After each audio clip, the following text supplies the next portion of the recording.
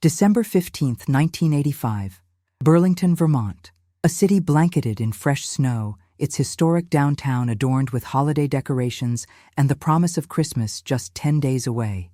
In a modest workshop tucked between a bookstore and a bakery on Church Street, master craftsman Daniel Cooper had spent the better part of 2 decades perfecting an art form that brought joy to thousands. His snow globes were not mere trinkets. They were miniature worlds, each one meticulously crafted by hand, featuring intricate scenes that captured moments frozen in time. Daniel Cooper was 47 years old, a quiet man known for his dedication to his craft and his tendency to work late into the night. His workshop, a 2-story brick building with large windows that allowed passers-by to glimpse the magic being created inside, had become something of a local landmark. Tourists would stop to watch him work. Children would press their faces against the glass, mesmerized by the delicate process of glass blowing and the careful assembly of each piece. So glad to have you here. Comment your city so I can bring cases from your region and also know where you're watching me from. On that December morning, Daniel was scheduled to appear at the annual Burlington Winter Arts Festival, a prestigious event where he planned to unveil his latest collection. The exhibition organizers expected him at 9 o'clock. When he failed to arrive, they initially assumed he was running late, perhaps caught in morning traffic or dealing with last-minute preparations. By noon, concern began to mount. Daniel Cooper was known for his punctuality and professional reliability. Missing such an important event was completely out of character. Jennifer Matthews, the festival coordinator and a longtime acquaintance of Daniel, decided to check on him personally. She walked the 3 blocks to his workshop, her boots crunching through the snow-covered sidewalk. What she found there would launch an investigation that would remain unsolved for nearly 4 decades. The workshop door was locked from the inside. Through the window, Jennifer could see that the lights were on, and more peculiarly, she noticed a faint wisp of steam rising from one of the workbenches. She knocked repeatedly, calling Daniel's name, but received no response. Growing increasingly worried, she contacted the police. Officers arrived within 15 minutes. After multiple attempts to make contact with Daniel yielded no results, they made the decision to force entry. What they discovered inside the workshop was deeply puzzling. The space appeared entirely normal at first glance. Tools were neatly arranged on their designated hooks. Dozens of completed snow globes lined the shelves, their glass surfaces catching and reflecting the winter light streaming through the windows. But on the main workbench sat an unfinished snow globe, its glass sphere still warm to the touch. The heating torch nearby had been recently used, its metal components still radiating heat. There was no sign of struggle, no overturned furniture, no broken glass, no indication that anything violent had occurred. Daniel Cooper had simply vanished, apparently in the middle of his work. His coat hung on its usual hook by the door. His wallet sat in the drawer of his desk, containing his driver's license and several credit cards. Even his car remained parked in the small lot behind the building. The police conducted an initial search of the premises. In Daniel's office area, tucked into a corner of the workshop, they found something that would become central to the investigation. Stacked on a shelf were dozens of leather-bound notebooks, each one filled with Daniel's meticulous handwriting. These were his work journals, containing detailed records of every snow globe he had created over the years. However, the entries were written in a complex system of abbreviated codes and symbols that made them largely incomprehensible to investigators. Daniel's sister, Amanda Cooper, was contacted and arrived at the workshop that afternoon. She was devastated and bewildered. She told investigators that she had spoken with her brother by telephone just 2 days earlier, and he had seemed perfectly normal, perhaps a bit tired but excited about the upcoming festival. However, she did mention something that caught the attention of Detective Robert Hayes, the lead investigator assigned to the case. Amanda revealed that Daniel had mentioned receiving strange letters in recent weeks. He had been vague about their content, telling his sister only that someone from his past had been trying to contact him. He seemed uncomfortable discussing the matter and had asked Amanda not to worry about it. When she pressed for more information, Daniel had deflected, changing the subject. Now, in the context of his disappearance, those mysterious letters took on a more ominous significance. Investigators searched the workshop and Daniel's apartment above it for any trace of these letters. They found nothing. If the letters had existed, Daniel had either destroyed them or taken them with him. The question that haunted Detective Hayes was simple yet profound. Had Daniel Cooper left of his own accord, or had something far more sinister occurred in that workshop on the morning of December 15th? As the short winter day faded into evening and the search expanded beyond the workshop, one detail continued to trouble everyone involved. The unfinished snow globe on the workbench, still warm, suggested that Daniel had been interrupted suddenly. Yet there was no evidence of anyone else having been present. It was as if Daniel Cooper had simply ceased to exist mid-task, leaving behind only questions and a community struggling to understand how a man could vanish from a locked room in broad daylight. The investigation was only beginning, and already it presented mysteries that defied easy explanation. The days following Daniel Cooper's disappearance transformed from a missing person case into something far more complex. Detective Robert Hayes assembled a small team to investigate every aspect of Daniel's life, searching for clues that might explain his sudden vanishing. What they uncovered painted a picture of a man whose seemingly simple existence concealed layers of mystery. Daniel Cooper had lived in Burlington for 23 years, having moved to Vermont from Boston in 1962. He had never married, though neighbors described him as friendly and approachable. He attended community events occasionally, was known to donate snow globes to local charity auctions, and maintained cordial relationships with the other shop owners on Church Street. On the surface, his life appeared unremarkable, defined primarily by his dedication to his craft. However, as investigators dug deeper, inconsistencies began to emerge. Daniel's financial records revealed a pattern that seemed at odds with a small workshop owner's typical income. His bank statements showed regular deposits ranging from $500 to $2,000, appearing every few weeks without clear documentation of their source. When questioned, his accountant, Richard Thompson, explained that Daniel often sold custom pieces to private collectors who paid in cash, which Daniel would then deposit.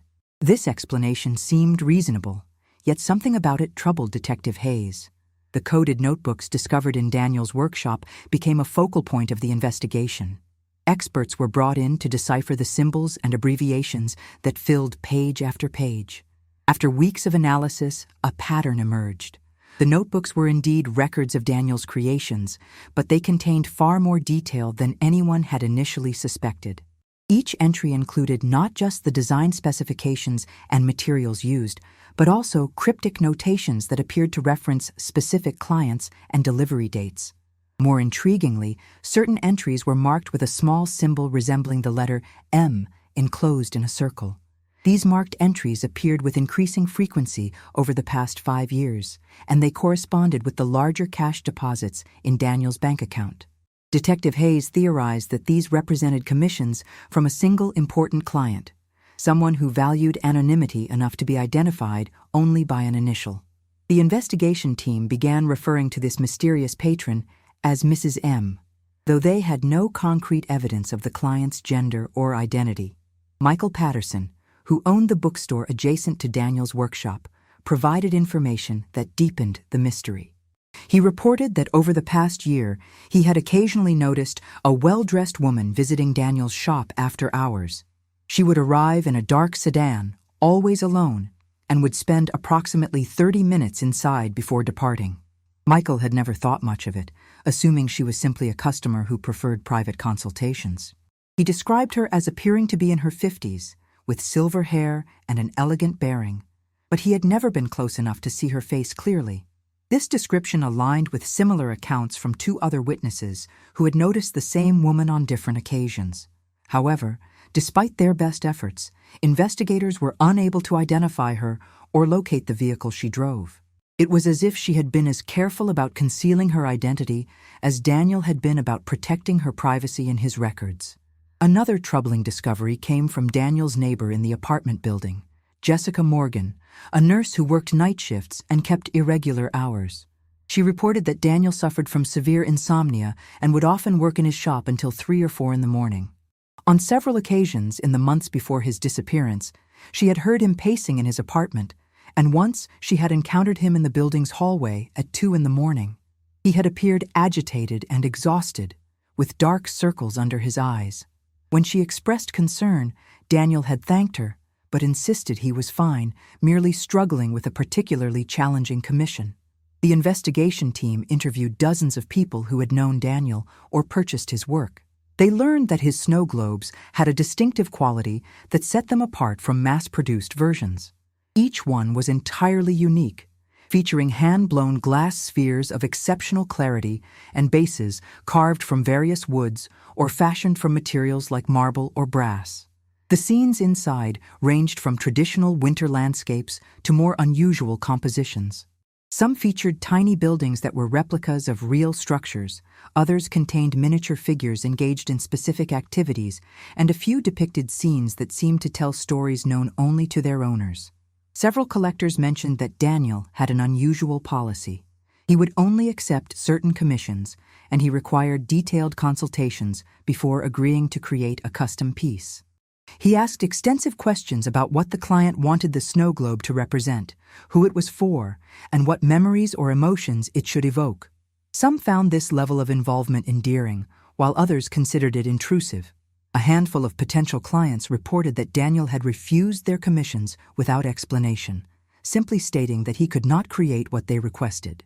In early January 1986, 3 weeks after Daniel's disappearance, investigators received information that seemed to open a new avenue of inquiry. A postal worker named Christopher Anderson came forward with a statement. He had been Daniel Cooper's regular mail carrier for 5 years and had noticed an uptick in unusual correspondence during the fall of 1985. Several letters had arrived with no return address, and Christopher recalled that they were always in plain white envelopes with typed addresses. Daniel had seemed anxious whenever these letters arrived, quickly taking them inside without his usual friendly conversation. This corroborated Amanda Cooper's statement about the mysterious letters her brother had mentioned. Investigators theorized that these communications might have contained threats or demands that ultimately led to Daniel's disappearance. However, without the letters themselves, they could only speculate about their content. Detective Hayes also explored the possibility that Daniel might have left voluntarily. Perhaps the pressure from the mysterious correspondent had become too much, or perhaps he had become entangled in something that required him to flee. But this theory had significant flaws. Why would he leave behind his wallet, his car, and most importantly, his life's work? The workshop represented decades of accumulated tools, materials, and completed pieces worth considerable money. A man planning to disappear would surely have taken steps to liquidate these assets, or at least secure them in some way. As winter gave way to spring and then summer, the case began to lose momentum. Despite extensive efforts, investigators had found no trace of Daniel Cooper. No body had been discovered. No one had reported seeing him after December 15th. His bank accounts remained untouched, and no activity appeared on his credit cards. It was as if he had stepped out of reality itself. The coded notebooks remained only partially deciphered, and the identity of Mrs. M remained a mystery. Detective Hayes continued to believe that somewhere in those pages was the key to understanding what had happened to Daniel Cooper. But without a breakthrough, the investigation stalled. The case file grew thicker with reports and interviews, yet the central questions remained unanswered. What had Daniel been involved in? Who was the mysterious woman who visited his shop?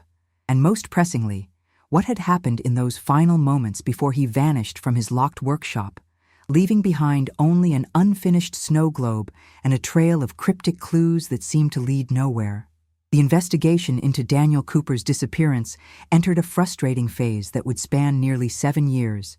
Detective Robert Hayes, now promoted to lead investigator for the Burlington Police Department's Cold Case Unit, refused to let the file gather dust despite mounting pressure to allocate resources elsewhere. The case had captured public imagination, and theories about what happened to the snow globe maker proliferated throughout the community and beyond. In March 1987, 15 months after Daniel vanished, a significant development seemed to offer hope for resolution. A family hiking near Lake Champlain discovered human remains partially submerged in the shallow waters near the shoreline. The body had been in the water for an extended period, making visual identification impossible. The clothing fragments recovered suggested male attire, and the estimated height and build were consistent with Daniel Cooper's physical description. Amanda Cooper was contacted immediately and asked to provide dental records for comparison. The wait for forensic analysis was agonizing for Daniel's family, who had spent over a year in a state of terrible uncertainty. However, when the results came back 3 weeks later, they brought not closure, but renewed confusion. The dental records did not match. The body belonged to someone else entirely, a transient from New York whose disappearance had never been officially reported. This false alarm took an emotional toll on the Cooper family, but it also reignited media interest in the case. Local newspapers ran retrospective pieces about Daniel's disappearance, and several true crime enthusiasts began investigating independently. One such individual was Gregory Walsh, a retired insurance investigator from Boston who had developed an interest in missing persons cases. Gregory became convinced that Daniel had staged his own disappearance to escape financial troubles or personal obligations. Gregory's theory gained traction when he uncovered that Daniel had taken out a substantial business loan 2 years before his disappearance. The loan, for $50,000, had been used to purchase new equipment and expand his workshop inventory. However, the repayment schedule showed that Daniel was current on all payments, undermining the financial distress angle. Still, Gregory argued that perhaps Daniel had other debts not reflected in official records, possibly gambling debts or obligations to dangerous individuals. Detective Hayes investigated this theory thoroughly, but found no evidence to support it. Daniel had no history of gambling, no connections to criminal enterprises, and his financial records, while showing the mysterious cash deposits, indicated he was actually quite financially stable. Nevertheless, the theory persisted in public discourse, particularly after a television program about unsolved mysteries featured Daniel's case in 1989. The most tantalizing lead came in August 1992, when a woman named Catherine Miller contacted police from Montreal, Canada. She claimed to have seen a man matching Daniel Cooper's description working in a small antique shop in the city's Old Quarter. According to Catherine, she had been browsing the shop when she noticed the man carefully packing a delicate glass figurine. Something about his mannerisms reminded her of a news segment she had seen years earlier about the missing craftsman from Vermont. Detective Hayes immediately coordinated with Montreal police to investigate. They visited the antique shop Catherine had described and spoke with the owner, who employed several part-time workers.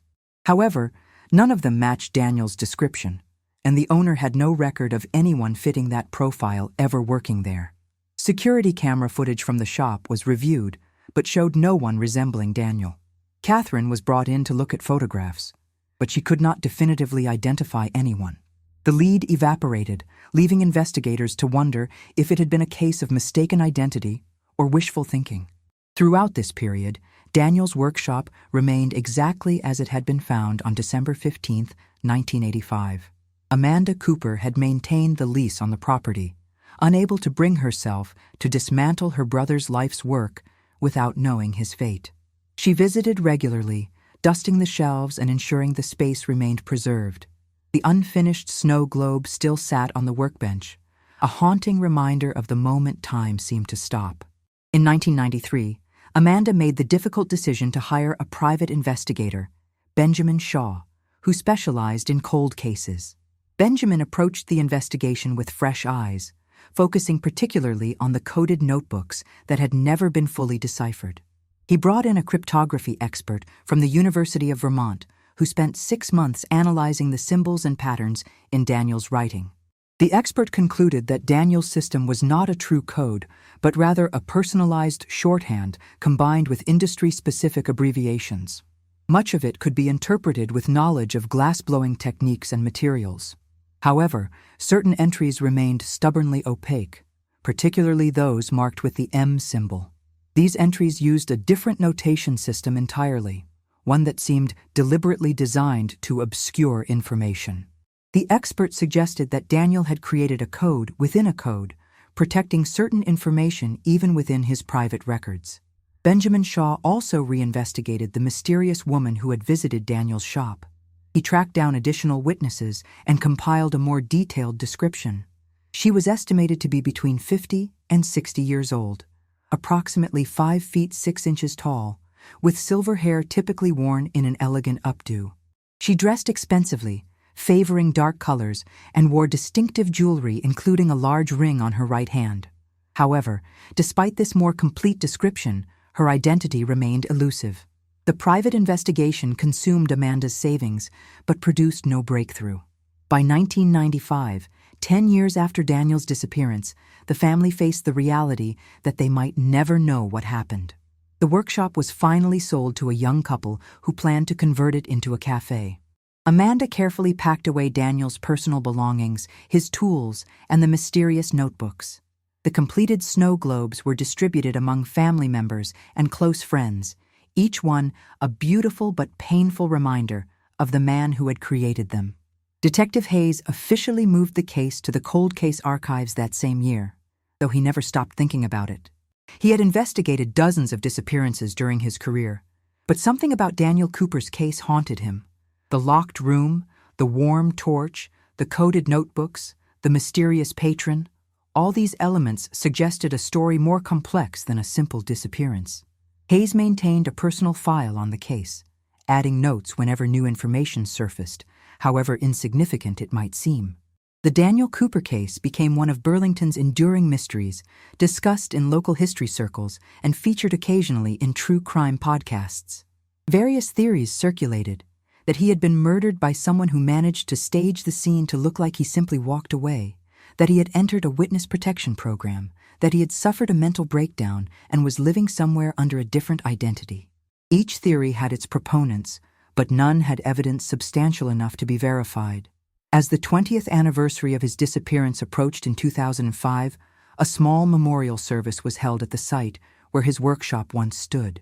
Amanda Cooper, now in her 60s and in declining health, spoke about her brother's artistry and gentle nature. She expressed her enduring hope that someday, somehow, the truth would emerge. She had no way of knowing that the answer lay hidden not in coded notebooks or witness statements, but inside a piece of equipment that would not surface for another 18 years, preserved by chance in a way that would finally illuminate the dark secret that had consumed Daniel Cooper and cost him everything. March 12, 2023, Burlington, Vermont. Nearly 38 years had passed since Daniel Cooper walked into his workshop for the last time. The city had changed considerably in those decades. Church Street had been renovated twice, new businesses had replaced old landmarks, and an entire generation had grown up knowing Daniel's story only as local legend. A cautionary tale whispered about the mysterious craftsman who vanished without a trace. Timothy Harris was 34 years old, a glass artist who had recently relocated to Burlington from Portland, Oregon. He had spent the previous decade working in various studios, refining his skills in glass blowing and sculptural techniques. Burlington appealed to him because of its thriving arts community and the affordable commercial spaces available for studio rentals. Timothy had saved diligently and was finally ready to open his own workshop, a dream he had nurtured since his early 20s. Finding the right equipment proved challenging. New glass-blowing furnaces and tools required substantial investment, and Timothy's budget was limited. He began frequenting estate sales, auction houses, and antique shops throughout Vermont and neighboring states, searching for usable equipment at reasonable prices. His persistence paid off when he discovered Henderson's Salvage and Antiques, a cluttered warehouse on the outskirts of Burlington that specialized in industrial equipment and workshop tools. The owner, George Henderson, was a gruff man in his 70s who had spent 50 years accumulating an bewildering variety of items. His warehouse was a labyrinth of machinery, furniture, and equipment from dozens of closed businesses. When Timothy explained what he was looking for, George led him to a corner stacked with glass-working tools. Among the items was a commercial-grade water-fed polishing machine used for smoothing and finishing glass pieces. The machine was old but appeared functional, and George offered it at a price Timothy could afford. Timothy purchased the polisher along with several other pieces of equipment and had everything transported to his newly leased studio space. Over the following weeks, he focused on setting up his workshop, installing ventilation systems, arranging workbenches, and testing equipment. The polishing machine was one of the last items he addressed, primarily because it required significant cleaning and maintenance before it could be safely operated. On the morning of March 12th, Timothy decided to disassemble the polisher completely. The machine consisted of a motor assembly, a rotating platform, and a water reservoir system that fed coolant to the polishing surface. As Timothy disconnected the water tank, he noticed that it seemed heavier than it should be. The tank was made of stainless steel with a capacity of approximately 5 gallons, but even accounting for residual water, the weight seemed excessive. Timothy drained the remaining water from the tank and examined it more carefully. The exterior appeared normal, with standard fittings and connections. However, when he tapped on different sections of the tank, he noticed that one area produced a distinctly different sound, more hollow and resonant than the rest. This suggested the presence of a void or chamber within the tank structure itself. Intrigued, Timothy retrieved a set of precision tools and began examining the tank's construction more carefully. What he discovered was remarkable. The tank had been modified with exceptional skill. Someone had created a hidden compartment within the water reservoir, accessible only by removing a cleverly concealed panel secured with specialized fasteners. The modification was so expertly done that it would be invisible during normal use or even routine maintenance. Timothy carefully removed the access panel and peered inside the hidden chamber. What he found made his hands tremble with excitement and apprehension. The compartment contained a waterproof container approximately the size of a shoebox, wrapped in multiple layers of industrial plastic. The container had been sealed with what appeared to be professional-grade waterproofing materials, designed to protect its contents for extended periods. Timothy knew immediately that this discovery was significant. The effort required to create such a hiding place suggested that whatever was inside held considerable importance or value. He also recognized that this might be evidence related to something criminal, and his responsibility was to contact authorities rather than investigate further himself. However, curiosity got the better of him, and he carefully extracted the waterproof container from its hidden compartment. The container was surprisingly heavy. Timothy placed it on his workbench and photographed it from multiple angles before attempting to open it. The seal proved stubborn, requiring careful application of heat to soften the waterproofing materials without damaging whatever might be inside. After 20 minutes of patient work, Timothy successfully opened the container. Inside, he found a collection of items that had been meticulously preserved. There were several manila envelopes containing documents, all individually wrapped in plastic. There was a stack of photographs, also carefully protected. There were several small cloth bags that clinked with the sound of hard objects moving inside. And most intriguingly, there was a leather-bound notebook identical in appearance to the ones Timothy had seen in photographs related to the Daniel Cooper case. Timothy Harris had lived in Burlington for only 6 months, but he was familiar with local history and had heard the story of the vanishing craftsman. The connection seemed impossible to ignore. He immediately stopped examining the contents and reached for his phone. Within minutes, he was speaking with the Burlington Police Department, explaining his discovery and requesting that someone come to his studio immediately. Detective Sarah Mitchell arrived 45 minutes later, accompanied by her partner, Detective James Norton. Mitchell had joined the police department in 2010 and had reviewed the Cooper case file as part of her training in cold case investigation procedures. The case fascinated her, particularly because of the inexplicable circumstances of the disappearance. She had often wondered if new evidence might surface someday, though she never expected it to happen during her tenure. Timothy showed the detectives the polishing machine, the hidden compartment, and the sealed container with its contents. Detective Mitchell documented everything with photographs and video before carefully examining each item. The documents appeared to be correspondence, letters written on various types of stationery with dates ranging from 1980 to 1985. The photographs showed people and locations that would require identification. The cloth bags contained what appeared to be gemstones, dozens of them in various sizes and colors. But it was the notebook that commanded the most attention. Detective Mitchell carefully opened it, revealing page after page of Daniel Cooper's distinctive handwriting. Unlike the coded entries in his workshop notebooks, these pages were written in plain English, forming what appeared to be a detailed journal. The first entry was dated January 1983, and the final entry was dated December 14, 1985, just one day before Daniel Cooper disappeared. Detective Mitchell read the final entry, and her expression shifted from curiosity to grim understanding. She looked up at Timothy Harris and then at her partner. This discovery was going to reopen not just a missing persons case, but reveal something far more complex and disturbing than anyone had suspected. The mystery of Daniel Cooper's disappearance was about to be solved, but the truth would expose a criminal operation that had operated successfully for years, and it would reveal that Daniel Cooper had not been a willing participant in his own vanishing.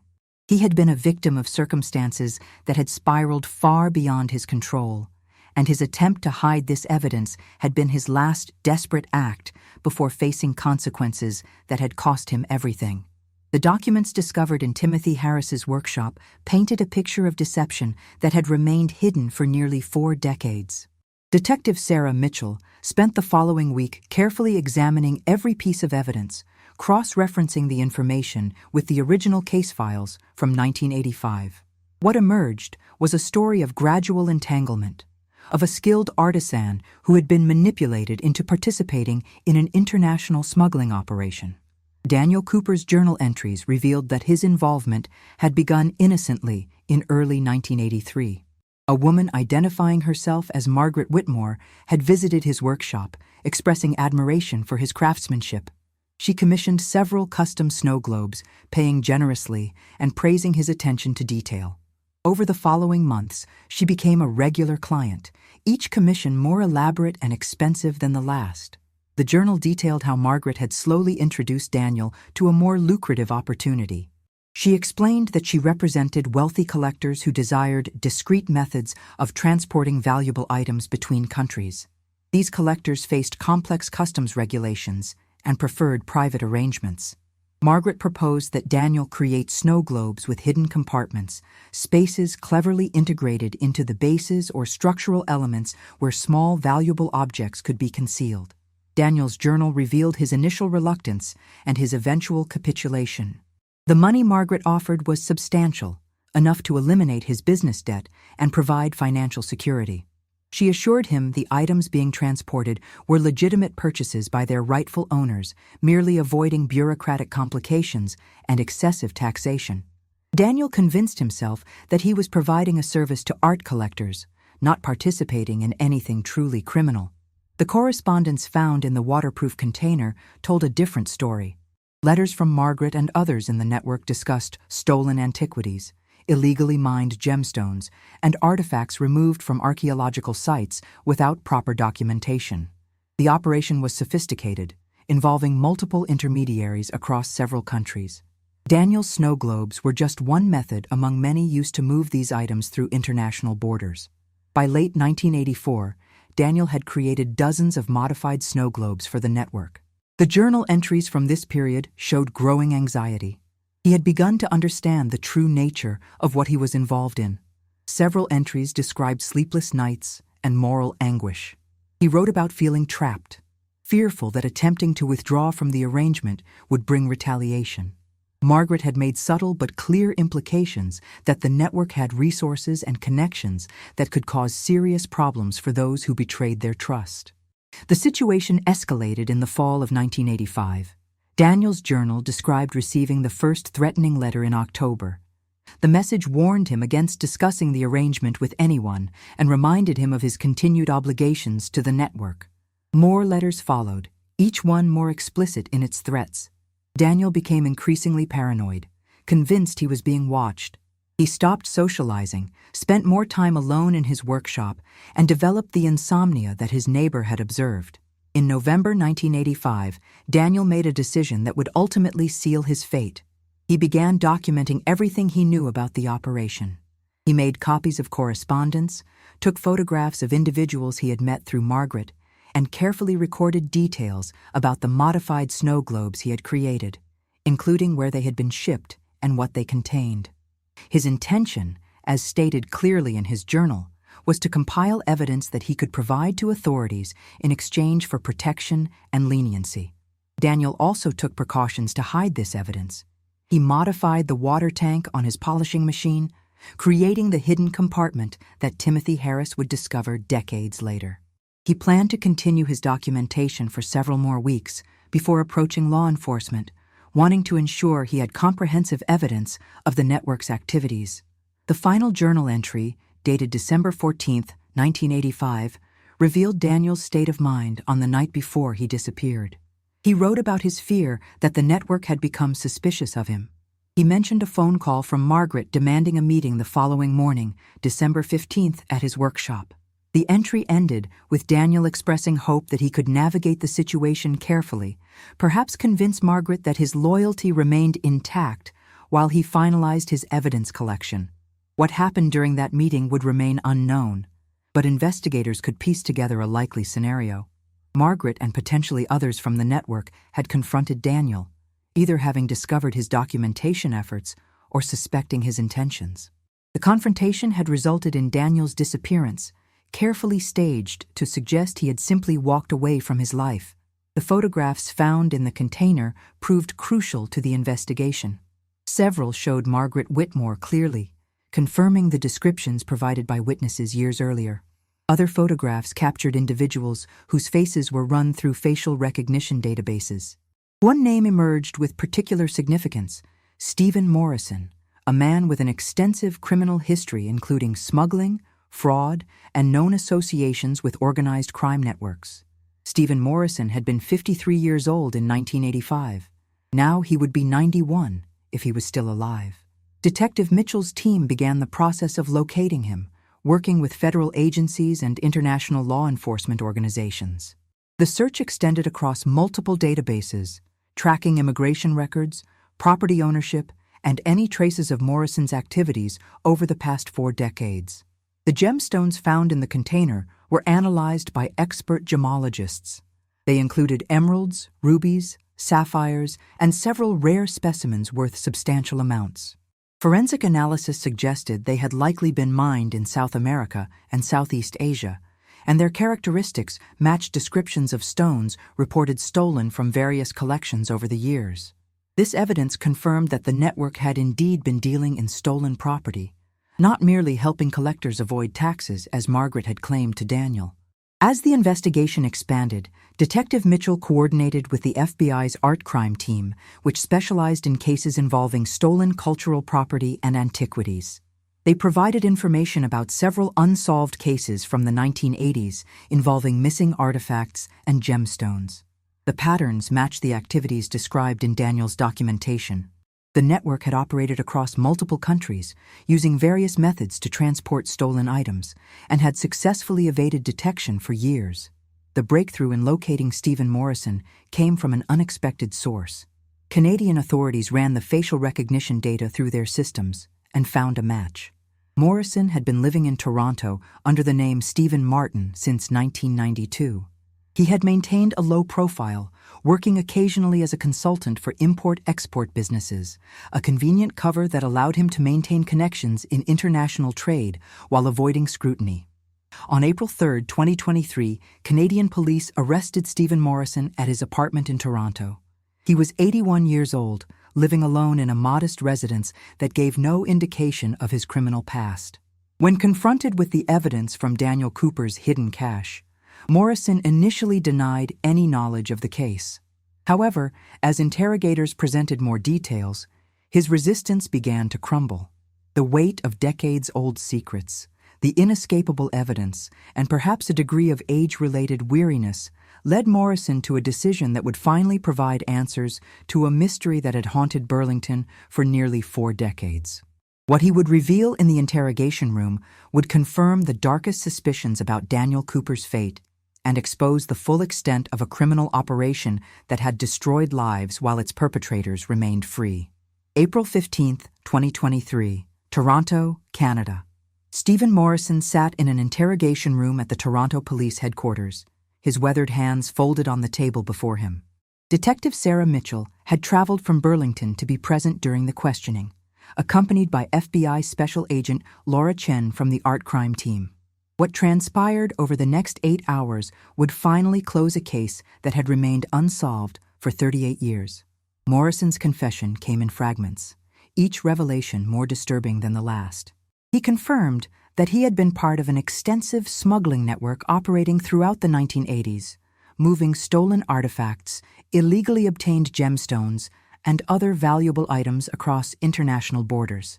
The operation had involved dozens of individuals across multiple countries, from thieves who acquired the items to intermediaries who arranged transportation to buyers willing to pay premium prices for objects with questionable provenance. Daniel Cooper had been recruited into this network specifically because of his unique skills. Margaret Whitmore, who served as a primary coordinator for the North American operations, had identified Daniel as an ideal participant. His snow globes provided perfect cover for transporting small, valuable items. The objects were decorative, commonly given as gifts or sold to tourists, and aroused no suspicion during shipping or at customs checkpoints. The hidden compartments Daniel created were sophisticated enough to evade casual inspection while remaining accessible to those who knew how to open them. Morrison explained that the network had initially believed Daniel was a willing and reliable participant. He accepted the money, created the modified pieces according to specifications, and asked no uncomfortable questions. However, by mid-1985, certain behaviors had raised concerns. Daniel had become more withdrawn, asking more questions about the end destinations of his pieces, and expressing discomfort with the arrangement. Margaret reported these concerns to Morrison and others in the network's leadership. The decision to monitor Daniel more closely had revealed his documentation efforts. Morrison admitted that the network had placed surveillance on Daniel's workshop and apartment during November 1985. They discovered that he was compiling evidence, photographing correspondence, and recording details about the operation. This represented an unacceptable threat. If Daniel went to authorities, the entire network faced exposure and prosecution. Morrison described the events of December 15, 1985, with chilling matter-of-factness.